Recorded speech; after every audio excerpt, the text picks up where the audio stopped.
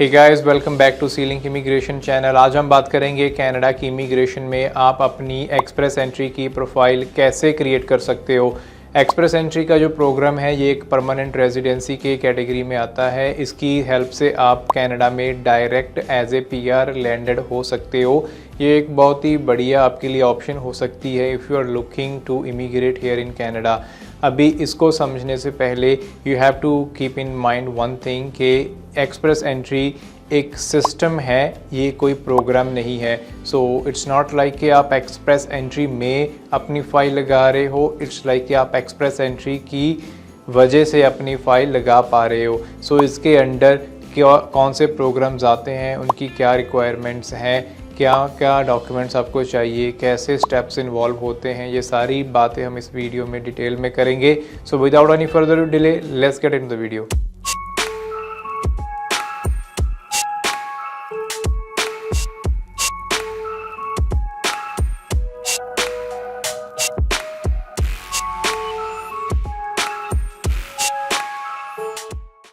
So guys, express entry का सारा process start होता है आपकी प्रोफाइल क्रिएशन से।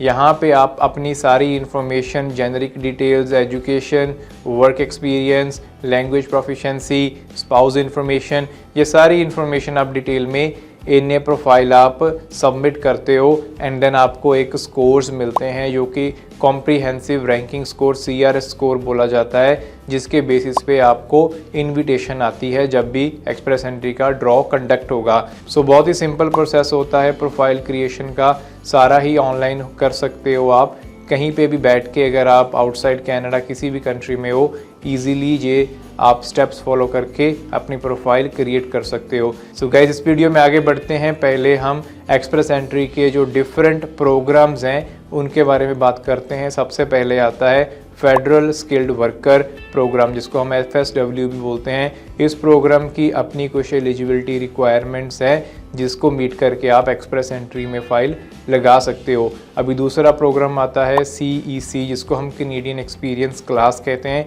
इसकी एक अपनी रिक्वायरमेंट्स होती हैं। अभी थर्ड प्रोग्राम आता है FSTP, जो कि फेडरल स्किल्ड ट्रेड प्रोग्राम है, जिसकी अपनी अलग से रिक्वायरमेंट्स है। सो आज हम बात करेंगे एक प्रोग्राम की CEC, जो कि बहुत सारे कैंडिडेट्स जिसमें अप्लाई कर सकते हैं, वो सारे जिनके पास 1 साल का कैनेडियन एक्सपीरियंस हो जाता है। अभी इसकी रिक्वायरमेंट्स को हम फर्दर कैटेगरीज में डिवाइड करते हैं, सो आपके लिए समझना थोड़ा इजी रहेगा। जिसमें से पहला आता है कि एजुकेशन की इसमें कोई सर्टेन रिक्वायरमेंट नहीं है। सो अगर आपने +2 की हुई है, बैचलर की हुई है, और अगर आपने कोई भी सेकेंडरी एजुकेशन नहीं भी की है तो स्टिल आप इसमें अप्लाई कर सकते हो। सो एक बहुत ही बढ़िया प्रोग्राम आपके लिए ये हो सकता है, बिकॉज समटाइम्स हमारे पास कुछ वोकेशनल ट्रेनिंग प्रोग्राम्स होते हैं, हमारे पास कोई स्पेसिफिक डिग्री और डिप्लोमा नहीं होता। सो आप इस प्रोग्राम में अप्लाई कर सकते हो एजुकेशन को लेके। सो इस प्रोग्राम की दूसरी रिक्वायरमेंट है लैंग्वेज।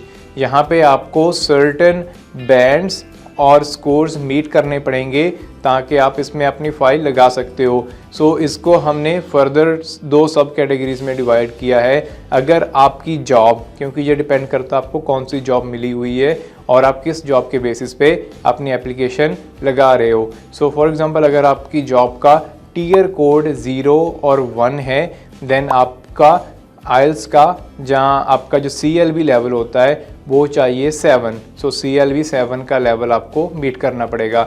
वही अगर आपका टियर 2 और 3 है, देन आपको CLB 5 का लेवल मीट करना है। सो CLB 5 मीट करना it's little easier as compare to CLB 7 for some of the candidates. So वो आपकी जॉब के हिसाब से डिसाइड होगा। अभी नेक्स्ट रिक्वायरमेंट आती है जो कि सबसे इम्पॉर्टेंट है, वो है वर्क एक्सपीरियंस। इस कैटेगरी में एप्लीकेशन लगाने के लिए आपके पास मिनिमम 1 साल का 12 मंथ्स का वर्क एक्सपीरियंस कनाडा का चाहिए, वो भी स्किल्ड वर्क एक्सपीरियंस, जिसका कि नॉक कोड टियर 0, 1 और 2 होना मिनिमम चाहिए और 3 भी इसमें आता है। सो इस नॉक कोड की कैटेगरीज में अगर आपके पास मिनिमम 1 साल का एक्सपीरियंस कनाडा में है किसी कैनेडियन एम्प्लॉयर के साथ, तो आप इसमें अपनी एप्लीकेशन लगा सकते हो। अभी दूसरी चीज़ इसमें है कि ये आपको 1 साल का तो एक्सपीरियंस हो गया कि मिनिमम 12 महीने का आपको एक्सपीरियंस शो करना है, बट उसमें आपके सर्टन नंबर ऑफ आवर्स भी कंप्लीट करने हैं। सो एवरी वीक अगर आप 30 आवर्स पर वीक रखते हो, सो 12 मंथ्स में आपके टोटल 1560 आवर्स बनते हैं, जो कि आपको विद इन 12 मंथ्स कंप्लीट करने हैं। अभी ये आपके 12 महीने से ऊपर भी हो सकते हैं। फॉर एग्जांपल अगर कोई पार्ट टाइम जॉब कर रहा है, तो किसी वीक में वो 15 आवर काम करते हैं, किसी में 20, किसी में 30, सो उनके आवर्स वेरी करते हैं। सो एज लॉन्ग एज उनके 1560 आवर्स कंप्लीट हो जाते हैं एंड मिनिमम टाइम पीरियड चाहिए 12 महीने का, सो आप एप्लीकेशन लगा सकते हो। अभी इसमें एक चीज़ बहुत इंपॉर्टेंट है कि समटाइम्स एप्लीकेंट क्या करते हैं कि उनके आवर्स वीकली 40, 45 और 50 भी लगते हैं। सो इन दैट सिनेरियो ऐसा नहीं है कि अगर आपके 1560 hours less than a year complete हो जाते हैं, then it does not make you eligible for this program, because आपको स्टिल मिनिमम 12 महीने का एक्सपीरियंस वो गेन करना पड़ेगा टाइम पीरियड में एंड 1560 मिनिमम आवर्स करने पड़ेंगे। सो गाइज एक और बहुत इंपॉर्टेंट बात इस प्रोग्राम की कि you must plan to reside outside of Quebec, जिसका मतलब है कि आपकी जो इंटेंशंस है कनाडा में सेटल होने की वो आउटसाइड ऑफ क्यूबेक होनी चाहिए। अगर आप क्यूबेक में रहना चाहते हो पीआर होके, तो आप इस प्रोग्राम के अंडर अप्लाई नहीं कर सकते हो। सो ये कुछ रिक्वायरमेंट्स हैं जिनके बेसिस पे आप अपनी एक्सप्रेस एंट्री की प्रोफाइल क्रिएट कर सकते हो एंड अभी देखते हैं कि क्रिएट कैसे करनी है। सो ये आप प्रोसेस अभी मैं आपको ऑनलाइन फॉलो करके दिखाता हूँ। आप ऐसे ही सेम प्रोसीजर के साथ अपनी प्रोफाइल क्रिएट कर सकते हो। तो सबसे पहले हमें जाना है canada.ca पे। सो गाइस जब आप लॉगिन कर लोगे अपने GCK अकाउंट में, देन आपको ऐसे नीचे ये ऑप्शन सारी वहाँ पे दिखाई देंगी एंड देन आपको सेलेक्ट करना है apply to come to Canada के ऊपर। And once you click on apply to come to Canada, then आपके पास डिफरेंट ऑप्शंस आएंगी। जब आप पेज को स्क्रॉल डाउन करोगे एंड इसमें आपके पास आएगा determine your eligibility and apply online. So यहाँ पे 3 ऑप्शंस आती हैं, एक होता है विजिटर वीज़ा के लिए, दूसरा visitor visa and other temporary application, जो मिडल में है वो एक्सप्रेस एंट्री है। तो जब आप यहाँ पे क्लिक करोगे देन ये आपसे फर्दर क्वेश्चन एक ओपन हो जाएगा, जहाँ पे है कि एलिजिबिलिटी क्वेश्चंस होते हैं। If you don't know yet choose a province, यहाँ पे आप रहना चाहते हो, विच प्रोविंस और territory do you plan to live in. यहाँ पे आपकी जो भी प्रोविंस एप्लीकेबल है आप सेलेक्ट कर सकते हो and then from there onward select next. And then आप इंग्लिश के जो टेस्ट हैं, अगर आपने IELTS दिया है, सेल्फ दिया है, उसके अकॉर्डिंग आप एग्ज़ाम अपना टेस्ट का वो सिलेक्ट कर सकते हो और उसकी डिटेल्स आप यहाँ पे फिल आउट कर सकते हो। आपने टेस्ट अपना कब दिया एंड उसके अकॉर्डिंग डेट लिख सकते हो। मैं जस्ट यहाँ पे एक रैंडम डेट से सिलेक्ट कर रहा हूँ, आप अपने अकॉर्डिंग आपके जो TRF होगा उसके अकॉर्डिंग लिख सकते हो। एंड यहाँ पे मैं अभी 6 इन ईच फिल कर रहा हूँ, आप ये भी अपने अकॉर्डिंग सारी इन्फॉर्मेशन फिल कर सकते हो। इसके बाद में आता है do you have any other language result, अगर आपके कोई और लैंग्वेज रिज़ल्ट दिया हुआ है तो वो आप सिलेक्ट कर सकते हो। अदरवाइज़ ओके ऊपर करके in the last 3 years how many years of skilled work experience do you have in Canada.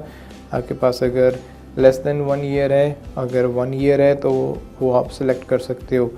तो इस टाइम पीरियड में कौन सी 9 कैटेगरी आपकी थी, तो वो आप यहाँ से सिलेक्ट कर सकते हो, जैसे मैं अभी Tier 2 कर रहा हूँ।